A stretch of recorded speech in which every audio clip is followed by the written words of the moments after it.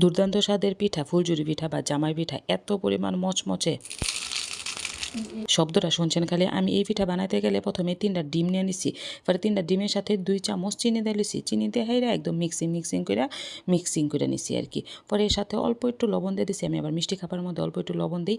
পরে দিয়ে দিছি গরুর দুধ, পরে গরুর দুধ দিয়ে আবার মিশিয়ে নিছি। পরে দিয়ে দিছি গুঁড়া দুধটা অপশনাল, দিলেও পারেন আপনারা, না দিলেও পারেন, কিন্তু দিলে স্বাদটা অনেক বাইরে যায়। পরে দিয়ে দিছি ওই লোকা চাইলের যে গুঁড়া আছে না, শুকনা চাইলের গুঁড়া 3 চামচ দিয়ে দিছি।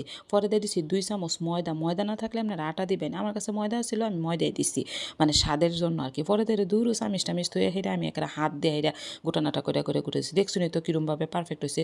পরে একটা সাজ আছে না, সাজ দিয়ে হেঁটে পরে ওই যে হাত যেটা রেখো আর কি, এটা একেবারে প্রথমে তেলের মধ্যে যেহেতু কতক্ষণ গরম হয়ে পরে আবার এই যে ব্যাটারের মধ্যে দিয়ে হেঁটে যেরকম সাইডে দিছি, দেখছেন কি সুন্দর নকশা হয়ে গেছে।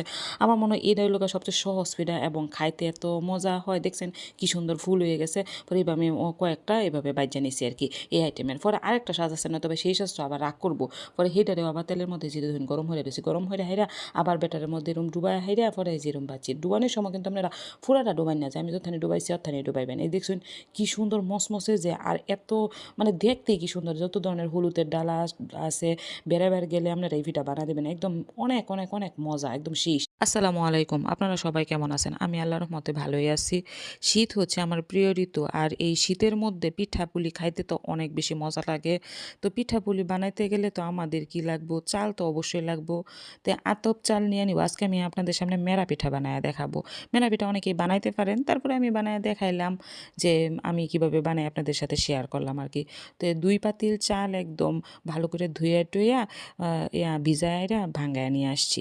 নিয়ে আসার পরে হচ্ছে আমি ওই যে এই চালের গুঁড়াগুলা উচ্ছা নিছি, আমাদের এলাকায় আঞ্চলিক ভাষায় বলে উষা, মানে আর কি কি একটু ভাইজা নিছি।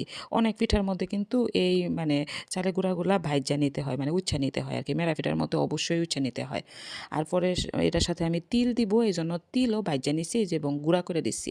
পরে হচ্ছে একদম 1 বুল চালের গুঁড়ার সাথে মানে উষা গুঁড়ার সাথে 1 বাটি ভাজা তিল, মানে ভাইজা তিল পরে বাইটটা নিচ্ছি, আদা ভাঙ্গা করে নিছি আর কি, আর লবণ দিয়ে নিছি, আর কিছু দিয়ে দিছি আস্ত আস্ত তিল।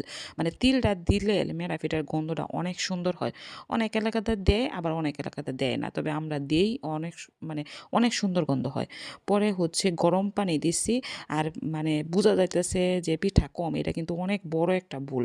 অনেকগুলা পিঠা বানানো হয়েছে, তো বোঝা যাইতেছে না, আর গরম যাতে না লাগে হাতে, এই জন্য আমি একটা কাঠি দিয়ে এরকম নাড়াচাড়া করতেছি। পরে সুন্দর একটা সফট একটা ডো বানায় নিছি। নেওয়ার পরে এই যে মেরা পিঠা বানাই নিছি, প্রথমে এরকম গুল কইরা নিয়ে হাইরা পরে শেপ আকারে আর কি, আমরা এই শেপে আর কি